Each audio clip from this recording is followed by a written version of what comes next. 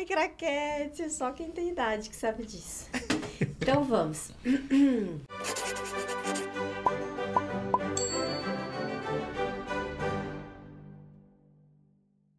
Tchau! Ah, gente, aqui estamos! Formato novo, eu tô tão animada, cheguei! Nesse cenário novo, desse jeito novo. Hoje o formato é entrevista. Vocês já viram naquele vídeo das novidades? A entrevista vai ser assim, do mesmo jeito da Semana da Cultura Psi. A gente vai trazer um artista que vai escolher uma obra e a partir dela a gente vai conhecer o nosso mundo interno, falar de assuntos que são tão importantes, conhecer a mente através da arte. Hoje, para inaugurar, assim, com muita alegria, tanta honra estar aqui com a gente, Elcide Souza, bem-vindo! Obrigado! Muito bem-vindo você estar aqui. Francisco Nogueira, psicólogo, psicanalista. Oi, Francisco! Oi, tudo bom? Ah. Que bom que você está aqui. Bom demais, tô bom muito feliz de estar aqui com vocês também. Ai, a gente também, gente, vai ser um papo muito bom. Mas deixa eu contar pra vocês do Elci. Ó, Elci é de Guaxupé. E ele chegou em São Paulo, sabe quando? Em 90. Sabe quem mais chegou em 90 em São Paulo? Eu! Ano bom, Elcir! Enfim, chegamos em 90 em São Paulo, papapá. Agora, o Elcir, ele fez um pouco mais de coisas do que eu, tá? Ele fez, por exemplo, gente, mais de 60 produções no teatro. No cinema foram... Eu não sei que tempo que dá, porque eu fui imprimir... Gente, eu fui imprimir as coisas que ele fez. Começa que a sua Wikipedia tá atrasada, para em 2019, vamos arrumar isso, tá? Vamos atualizar. Mas não cabia numa folha. O cinema, por exemplo, eu tive que diminuir 1000 vezes pra caber todos os filmes que você fez parando em 2019. Eu vi que em 2018 você fez 5 filmes. Você não para. Não para, eu não paro. Elcir é essa pessoa que faz coisas incríveis, que ganhou o prêmio no Festival de Brasília de melhor ator. Mais legal ainda que lá em Brasília, gente, ele também, além desse prêmio, ele ganhou o prêmio Saruê, que é o seguinte, é o prêmio do melhor do festival. Ai, muito legal. E hoje ele escolheu para conversar com a gente o filme Fogaréu. Sim, Fogaréu, dirigido por Flávia Neves. O Fogaréu foi premiado também lá no Festival de Berlim. Estreia dia 13 de outubro. 13 de outubro no Festival do Rio. Vamos tentar não dar spoilers, mas é tão interessante, tem tudo a ver com a nossa conversa, tem tudo a ver com esse canal. Então, eu vou tentar ficar quietinha aqui ouvindo esse bate-papo, mas vocês sabem que eu não sou boa de ficar quietinha. E vou deixar vocês conversarem sobre esse filme maravilhoso. De vez em quando eu dou uma parecida, tá? Vou ficar aqui na minha, tomando a minha segredo. Ó, tipo Jô, né? Só posso dizer que tá cheiroso. Eu sei o que é. Vocês sabem o que é, bem verdade. Então, muito, muito bem-vindo. Obrigada de novo por estar aqui com a gente. Francisco, é com você. Comigo é com Elci. Pra gente começar a falar sobre Fogaréu e sobre as questões que ele suscita, esse filme, eu queria que você contasse pra gente um pouquinho do filme, sem dar muito spoiler. A gente vai passar também o trailer, né? Mas eu acho que podia começar assim com algo que você escolhe para trazer para falar do filme, só para dar vontade, para a gente não perder essa Tentar falar obra. aqui sem realmente dar nenhum spoiler, né? Sem destruir as expectativas do espectador. Fogaréu é a história de uma garota que volta para sua cidade natal, que é em Goiás Velho. E porque a mãe dela, ela tem uma mãe adotiva que levou para viver nos Estados Unidos, e ela volta para entender, assim, para ver, enfim, o que ela tem de herança e também para entender as raízes dela, para entender de onde ela veio, porque ela viveu a vida toda lá fora, e ela volta para se entender, para se encontrar, para descobrir quem ela é. E ela descobre. Ai, meu Deus. Quem é a atriz que faz essa garota? A atriz é a Bárbara Collen. Grande atriz, companheira, maravilhosa. Tivemos uma química ali bem linda mesmo, assim. Fizemos uma preparação de 2 semanas antes de começar as filmagens. Foi muito interessante, assim, foi muito legal. A sua personagem na trama... Eu sou um tio dela, eu sou irmão dessa mãe adotiva dela, sou um grande latifundiário ali de Goiás, um homem muito rico, o homem mais poderoso da cidade, o prefeito, que agora está se candidatando à reeleição, e o meu filho, né? Eu faço isso, viu? Às vezes eu misturo... Eu não consigo falar muito filho dele, eu falo meu. Isso, sei lá, faço isso há anos. E o meu filho também é candidato a vereador nessa mesma eleição. Estamos os dois concorrendo. Eu a reeleição e ele a um cargo novo. Então, que bom que a gente começou com esse filme, com essa temática, porque estamos em semana de eleição também. Temos muitos paralelos aí. Meu Deus do céu! Mas e aí, essa menina vai bagunçar assim a vida deles? Como vai ser? Nossa, ela bagunça completamente a vida deles. Ela bagunça tudo, porque ela quer realmente descobrir a história dela. E é uma história cabeluda, assim. É uma história bem... É uma louca história. Tá procurando a casa do prefeito? Tô. Essa aqui é a Fernanda. Ela é filha da minha irmã, Cecília, que morreu. Cecília. Você conheceu a minha mãe? Conheci, mas ela não era tua mãe. O que você veio fazer aqui? Eu vim olhar coisa no inventário. Qual que é a parte que ficou pra minha mãe? Você não confia em mim? Claro que eu confio. Por que não é pra confiar?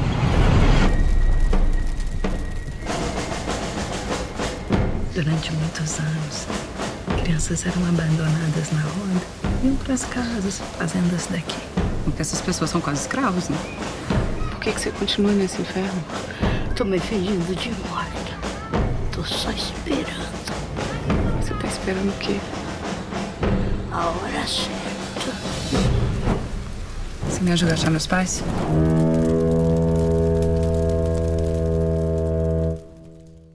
Bom, você está contando aí o filme, nós não vimos, não foi lançado ainda, mas duas coisas capturaram a nossa atenção. Que tem, assim, muito a ver com os temas do canal. Uma delas é a questão dos bobos. E a outra, a do fogaréu em si, desse ritual, né? Conta pra gente um pouco, assim, o que era o fogaréu? Bom, o fogaréu é uma festa que acontece na cidade de Goiás, né? Também conhecida como Goiás Velho, que é a antiga capital, né? do estado. Toda quinta-feira santa acontece essa festa. As luzes da cidade são apagadas, os homens da cidade se vestem com umas roupas medievais, assim, tem um capuz e um vestido longo, colorido, cada um de uma cor. E eles acendem tochas, por isso o fogaréu, eles vão com essas tochas, tocam uma marcha meio militar, assim, e eles vão prender Jesus. Eles vão até uma igreja onde tem um estandarte com a imagem de Jesus Cristo. Ele já sofreu, já apanhou, já botaram uma coroa de espinhos, enfim, ele já está caminhando ali para a morte.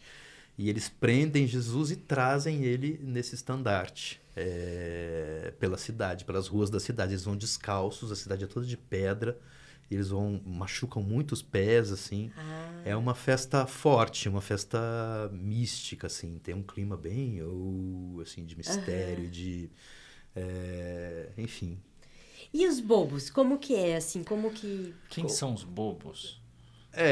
Os que a gente chama de neurodiversos, né, assim, dentro dessa equipe, assim, do filme que a gente trabalhou. É uma prática muito comum do Brasil, né? Assim, pessoas neurodiversas que têm alguma questão ali, elas não se encaixam exatamente na sociedade, então elas não têm um lugar, elas acabam cabendo nesse lugar meio de escravos, assim mesmo, né? Eles são pessoas que são adotadas muito pequenas, como se fosse da família, né? É como se fosse da família. Então, eles moravam em porões, normalmente. Já ouvi essa história antes. Essas como se fosse da família. Eu sou de Minas Gerais, né? Lá é muito comum, assim. Tem muita gente que traz. Lá em Minas tem muito costume de trazer a pessoa da roça. Traz uma menina da roça para estudar na cidade e ela vive como se fosse da família. No filme, essas crianças eram botadas na roda. Essas crianças eram encontradas na roda e trazidas para as famílias. Só que em Goiás, nessa cidade de Goiás Velho, a coisa tomou uma proporção muito grande, assim, porque virou um costume. Então, todas as famílias tinham os seus bobos, todas. E aí, numa época, as pessoas ganhavam de presente de casamento. Então, a gente casava e ganhava um casal de bobinhos, como eles falavam, um homem e uma mulher, que trabalhavam, iam para casa, faziam todo tipo de serviço, trabalhavam como escravos, assim, até ficarem velhinhos. Quando eles não serviam mais para trabalhar, eles eram colocados num asilo. A Flávia, que é a diretora do filme, ela foi fazer um outro trabalho lá, e ela é de lá. Dessa cidade? Ela é de lá, E ela foi fazer um outro trabalho lá e ela acabou descobrindo essa história dos neurodiversos e ela foi se aprofundando nessa história e ela acabou descobrindo que era a história dela. Ela é mais corajosa ainda. Lembrei daquele filme do argentino que vira escritor, fica famoso, aí volta pra cidadezinha dele. Como chama esse filme? Esse filme é ótimo. Maravilhoso. Só pode ser com o Ricardo Darín, né? Que é o... com ele mesmo. Ele é um escritor, vai pra Espanha, faz sucesso, ganha Nobel, não sei o quê. Não sei se ganha Nobel, mas é um desses grandes. Família, tem uma coisa de família, não tem no nome? Volta na cidade de onde ele veio e aí dá tudo errado, porque ele é aquele que... mostra a diferença, vem com um olhar de estrangeiro. Ixi, né? Foi um pouco isso que ela fez, Mas o filme, então, é um pouco autobiográfico. Acho que não é exatamente uma autobiografia, porque... A personagem principal, ela também vem do estrangeiro, né? Tem uma semelhança com esse filme. A Fernanda, né, que é a personagem da Bárbara Collin no filme, linda, está ótima. Ela foi criada... Eu sou o prefeito da cidade, o grande latifundiário, o dono da cidade, o dono de tudo, que também é uma coisa comum por aqui, né? Sim. O dono das terras, que também é o prefeito, também é o político, também, enfim. Eu faço esse personagem e essa garota, ela é minha sobrinha, ela é filha adotiva da minha irmã, que foi morar nos Estados Unidos, porque ela também não se inseria ali. Então, ela vai para os Estados Unidos e leva essa criança, essa bebê, embora. E agora, quando o filme começa, essa minha irmã morreu e a filha volta para entender, assim, o que ela tem de herança, qual que é a parte dela naquilo ali tudo e também saber um pouco da história dela de verdade, de onde ela veio. E ela acaba descobrir qual é a parte dela nessa história, né? E ela acaba descobrindo. E é terrível a história dela. Terrível, vocês vão ver. Nossa, agora eu quero saber mais mesmo. Quando a gente começou a conversar sobre isso, eu fiquei pensando nesse lugar dessas pessoas que eram... Os neurodiversos que eram escravizados pelas famílias, né? E fiquei pensando no lugar que essas pessoas ocupavam na sociedade, né? Quando a gente pensa na reforma psiquiátrica, por exemplo, né, que vai tentar dar um lugar de inserção social para a pessoa com transtorno mental, por algum momento eu pensei que pudesse ter alguma proximidade, né, não como um trabalho de desconstrução de um dispositivo, mas como um trabalho que já acontece naturalmente, ou naturalmente não, mas construído de uma outra forma, onde essa pessoa tem um lugar na sociedade. Só que tem um problema central aí, né? Enquanto na reforma psiquiátrica a pessoa com transtorno mental ela é posta de volta na sociedade, e tendo em vista a conquista da sua cidadania, o que a gente vê no filme, ou veremos no filme, né, me parece ser algo que diz respeito à opressão. Né? Eu fiquei me perguntando o que tem, né, essa é uma pergunta para fazer para os psicólogos. O que tem no ser humano que faz ele submeter o outro, que faz ele ter um gozo na submissão do outro, né, que vê o outro em condições subhumanas, em condições de sofrimento e não se comove com isso e reproduz essa lógica, né? Quer dizer, que aparato ideológico a gente precisa construir para sustentar um lugar onde o seu semelhante é posto numa condição que você não aguentaria. Eu tenho uma coisa para te falar sobre isso, porque Eu não defendo os meus personagens, assim, mas eu gosto de entrar neles, completamente, assim. Enquanto eu tenho qualquer dúvida, eu não estou satisfeito. Eu gosto de desenvolver aquele ponto de vista, de verdade, assim, aquilo tem que ser verdade para mim. Então o Antônio, que é esse personagem, chegou uma hora que eu conseguia olhar o mundo pelos olhos dele, assim. Porque é como eu acho que tá bom, é quando eu acho que tá bom. E a gente não vê, Francisco, aquela pessoa ela não é igual a mim.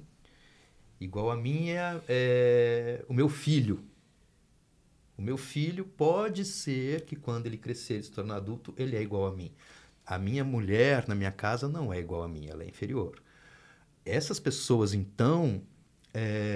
Não são ninguém. Não são ninguém, elas não são nem pessoas, elas não são iguais a mim, então não tem esse questionamento. Mas a ginástica ideológica, né, da construção de uma sociedade, ela é muito grande. É muito grande. Porque é o que foi feito com os escravizados africanos.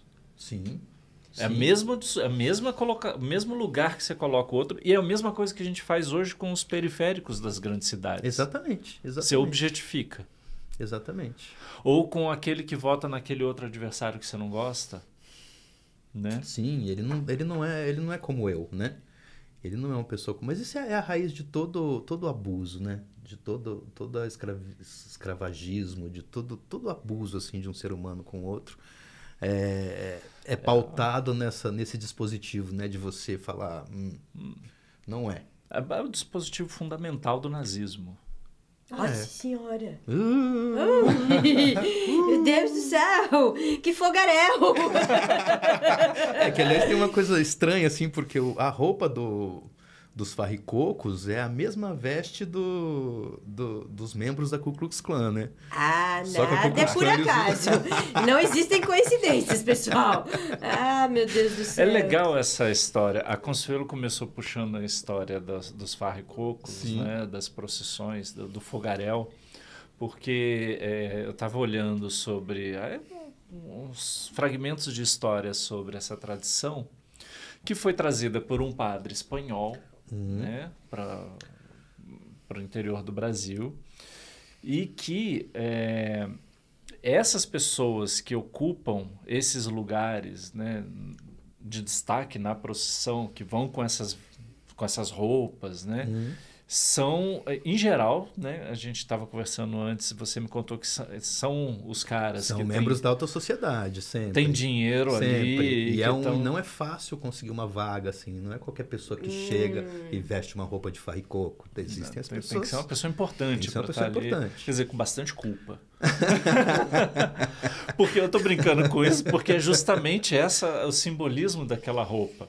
Ele sai em penitência para se livrar dos seus pecados. Para pedir perdão. Para pedir perdão. Você me contou que eles saem descalços, se machucam, né?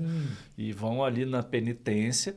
E eles estão com o rosto coberto, por quê? Porque eles podem ver os pecados deles, mas eles não precisam mostrar o rosto. Eles não precisam se haver com a palavra do outro. Aquele confessionário, né? Que o confessionário também ele é todo fechadinho. Com o olhar do outro, né? Nem o padre não te vê, né? No confessionário. Você entra para confessar no confessionário, tem uma tela aqui, né? Ninguém te vê. Sim. Você está só você e Deus. Né? O olhar do outro ele é muito forte. Ainda mais quando você carrega muita culpa. E o próprio, né? Também. Acho que o próprio é mais forte ainda. É porque a partir do outro é que você vê a si, né? Que você se enxerga. Ai, que interessante. Sabe que eu fiz um negócio? Agora eu lembrei do nada. Assim, conta. Que era muito legal. Que o Derrida... Ele desenvolve toda uma teoria porque um dia ele tá nu, ele sai nu do banho e ele se encontra com o gato. E o gato fica olhando para ele nu. E aí ele fica pensando em tudo isso, assim, que ele começa dizendo que os gatos nunca ficam nus porque eles são nus. Que a gente só fica nu porque a gente usa roupa. Que a roupa é o trabalho, a roupa é a sociedade, a roupa é todo esse... Todas as cascas que a gente coloca. Todo esse coloca. aparato que a gente vai colocando, tal, não sei o quê. Então, por isso que a gente tem a nudez, né? E agora que você falou disso, eu lembrei. Porque é através do olhar do gato que ele se vê nu, né? Porque se ele estivesse sozinho, ele não estaria nu. Né? E acho que tem a ver com isso mesmo. E diante assim. de um ser vestido, ele também não faz diferença nenhuma. Exatamente. Ele não vê o... Né? Exatamente. E o Fogaréu tem muito, muito, muito a ver com isso, porque a Fernanda, ela vem em busca disso, né? Ela vem em busca de autoconhecimento, na verdade, assim. Ela quer saber quem ela é, de onde ela veio, qual que é a história dela.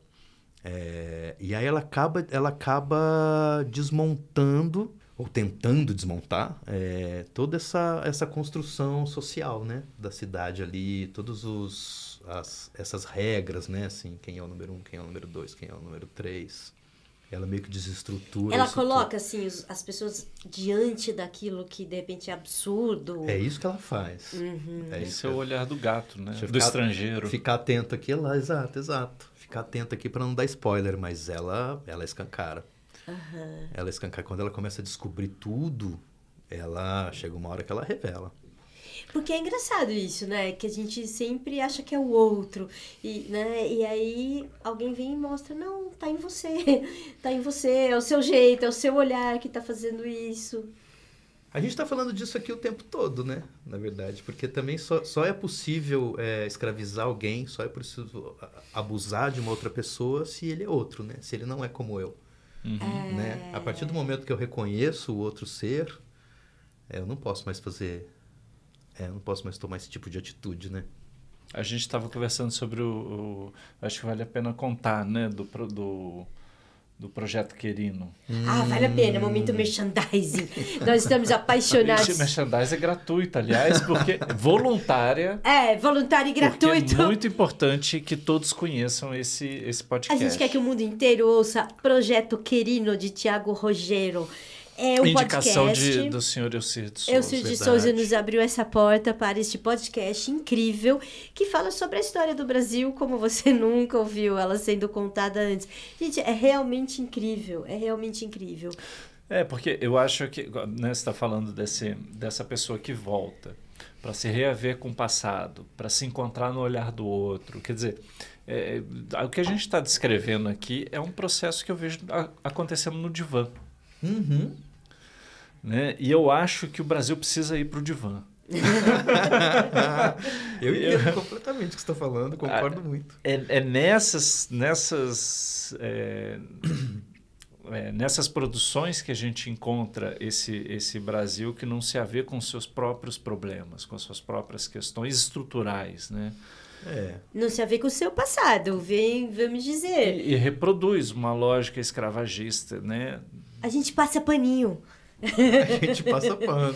A gente passa pano até pra gente mesmo, né? Nesse sentido. Mas eu sou craque nisso. Não, eu não faço isso.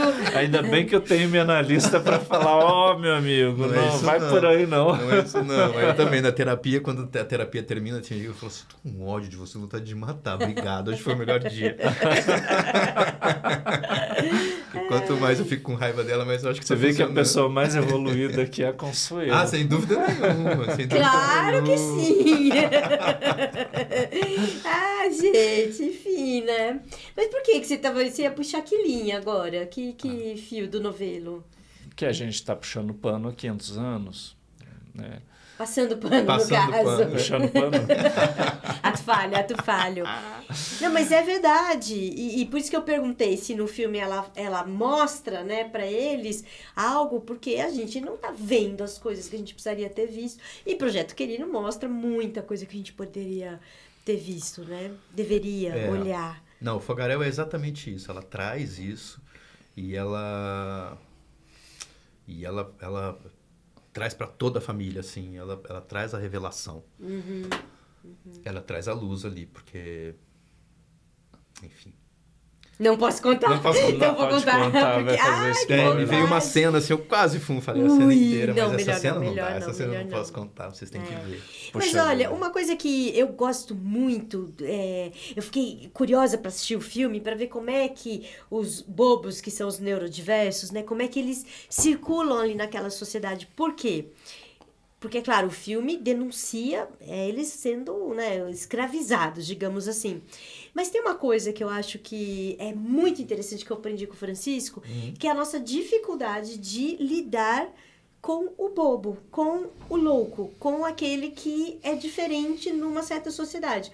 Aí, ele conta aquela história pra você do cara do Piauí, Do Edmar Oliveira, né? Isso. Edmar Oliveira é um psiquiatra maravilhoso, trabalhou na reforma psiquiátrica brasileira, muito competente, muito inteligente, e ele é do Piauí, do interior do Piauí, né?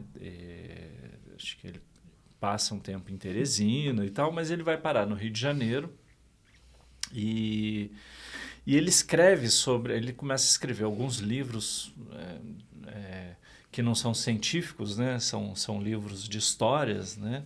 Mas onde ele vai apresentando a história da psiquiatria, né?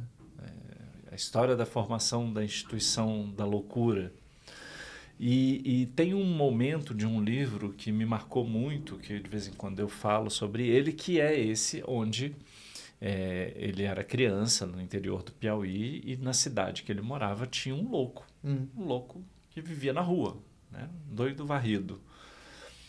E aí todo dia quando as crianças saíam da escola, elas iam mexer com esse doido, provocar o doido, né? E mexer com ele e tal.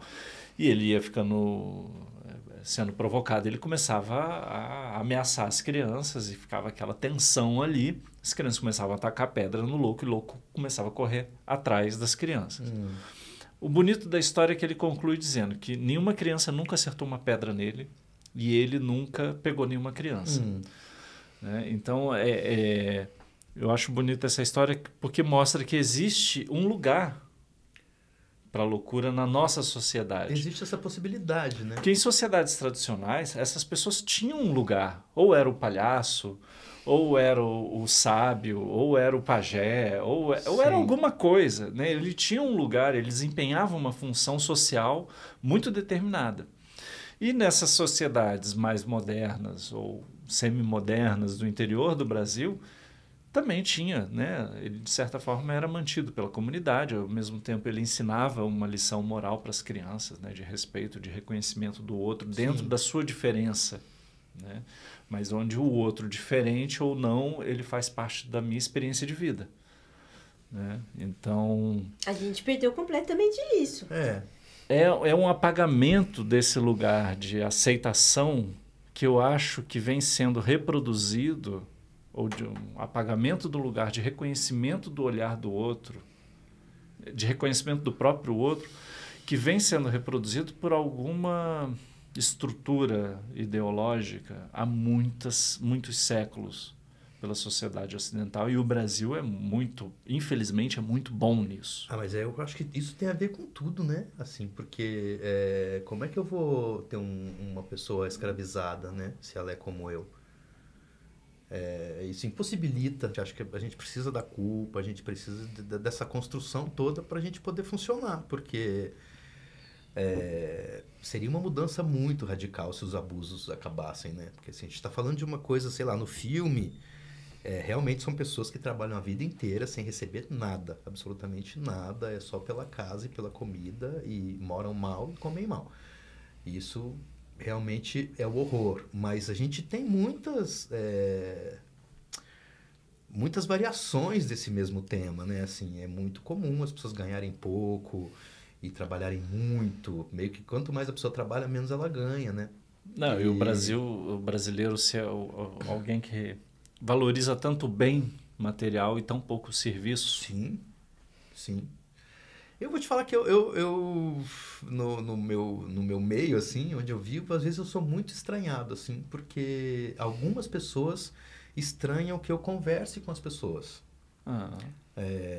Tem algumas pessoas da minha convivência, amigos, pessoas que eu gosto e tudo, que estranham você conversar com um motorista, você ter amizade com a sua faxineira, que é uma pessoa que todas as semanas passa um dia na sua casa limpando tudo, a sujeira que você faz.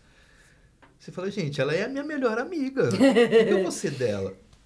O que eu vou ser dela, assim? Tem uma amiga que trabalha lá em casa, que ela me chama de filho. Ela me chama de filho, no mesmo tom que ela fala dos filhos dela, ela fala de mim também. Como é que eu não vou ser amigo dela? E algumas pessoas estranham, assim, até já me falaram, você vai dando muita liberdade para essas pessoas, essas pessoas elas não são uma pessoa como a gente, né? Elas são essas pessoas, são outras pessoas, né? É muito mais complexo, né? É uma sociedade inteira construída dessa forma, talvez todas as sociedades humanas hoje, algumas mais, outras menos. A nossa é muito, né? O Brasil a nossa é muito.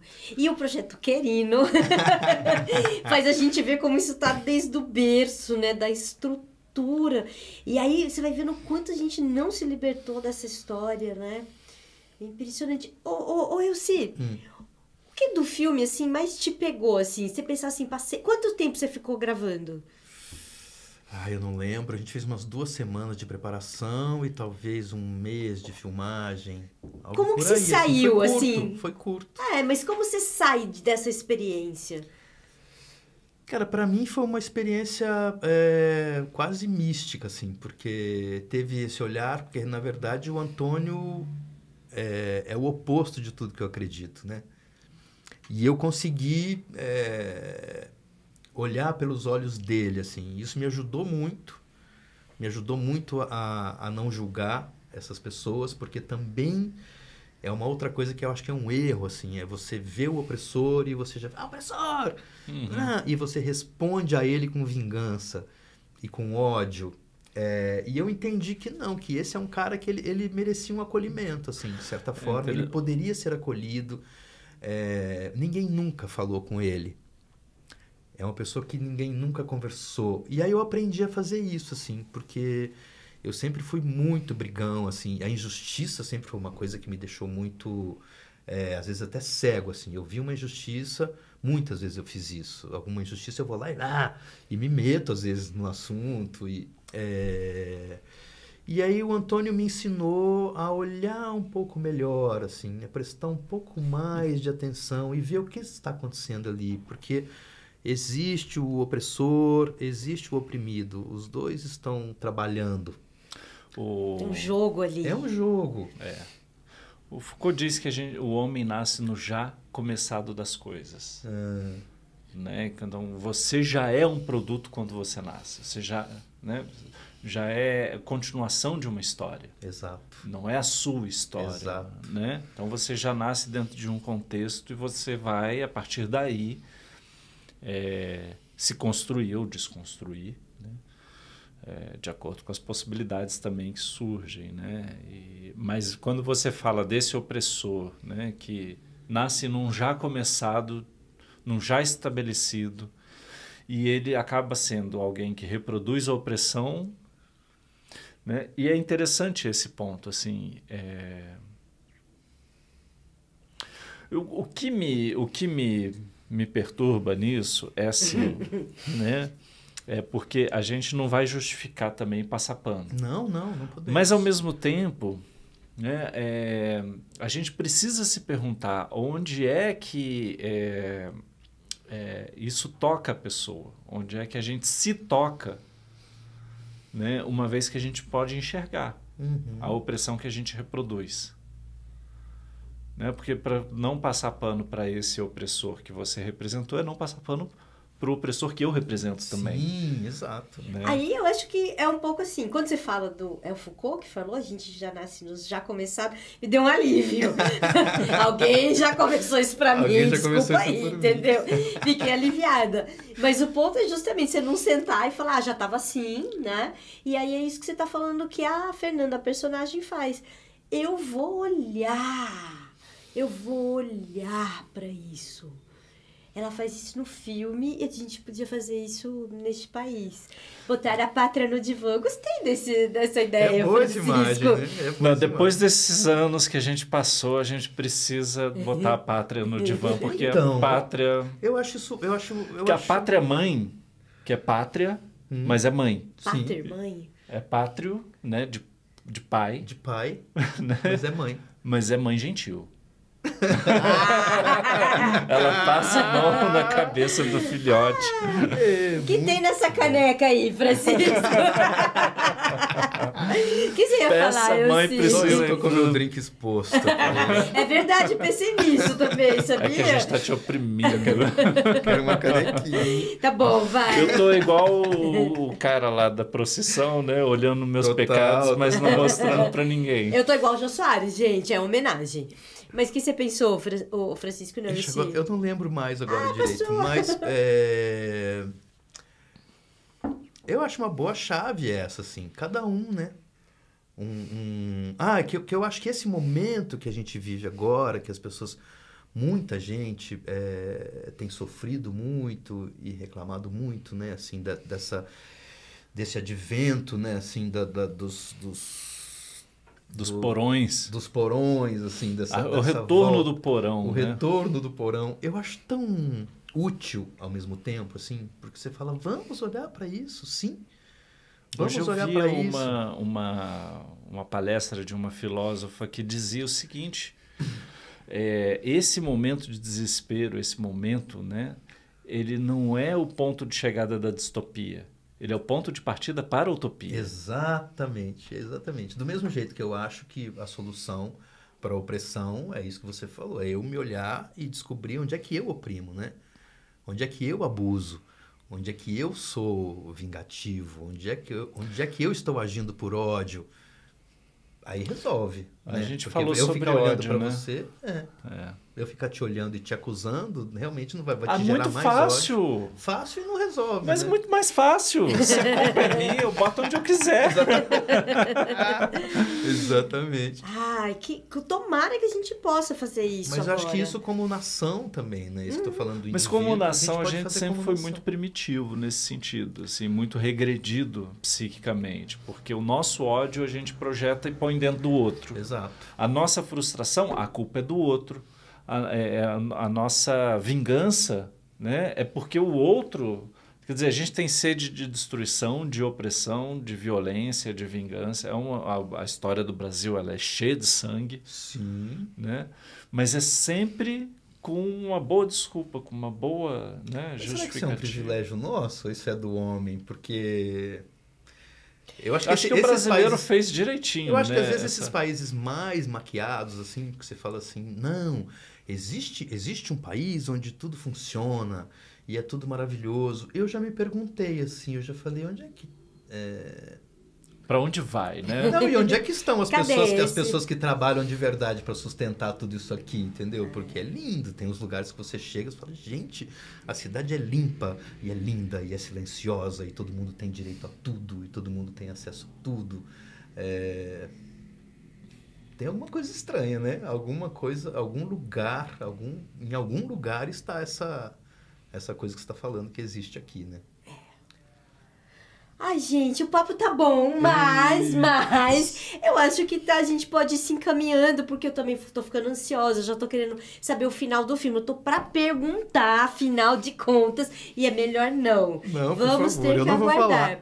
Ô, Elcílio, a gente tem um jeito de terminar assim que a gente inventou agora, nos novos formatos, que é assim, ó. Se o meu mundo interno falasse, neste momento ele diria o quê? É surpresa, te peguei de surpresa. Estou muito feliz de estar aqui com vocês. E isso. Ai, que bom. Meu mundo interno diria isso. Muito feliz mesmo de estar aqui. O trabalho de vocês eu acompanho já há um tempo e eu acho muito legal, muito interessante mesmo. E muito contente de participar e de vê-los, como sempre. Que bom. Eu acho que o meu mundo interno falaria a mesma coisa. Meu mundo interno tá quase chorando de alegria, na verdade. Ai, que coisa boa. O seu mundo interno diria Meu o mundo quê? interno tá aliviado. Ah, Tá mais tranquilo agora, você né? tava preocupado, né? Tantas Nossa, tanta coisa. coisa. Eu, Cira, aqui ao nosso lado, responsa, gente. Muita responsa. né? Uma primeira vez, assim, com convidado, né? É. Assim, nesse formato, né? Não é pouca coisa. E isso. Então, olha, muito obrigada, Elci, de Obrigado, novo, Elci. tá? É incrível poder conversar com você sempre, sempre. É uma alegria. Obrigada por estar aqui com a gente. Obrigada a você que tá aí assistindo, tirou os minutos da sua vida para ouvir a gente conversar. Muito obrigada pela sua companhia. E até a próxima entrevista ou próximo episódio, toda terça-feira, no canal Relações Simplificadas. Assistam as entrevistas e assistam também o filme Fogarel. Não percamos, 13 de outubro nos cinemas. Beijo, gente. Imperdível. 13 de outubro estreia no Festival do Rio de Janeiro. Então, 13 e 14 a gente já tem planos. Fogarel no Rio de Janeiro. Oba! Vamos. Depois a gente descobre, tá? A gente publica quando for sair nos cinemas. Mas vamos primeiro pro Rio de Janeiro. Muito obrigada pela sua presença, pela sua companhia mais uma vez. Obrigada, Elci. Obrigada, Francisco. Obrigado, Consuelo. Obrigado, Francisco. Obrigado a todos. Tchau, gente. Tchau.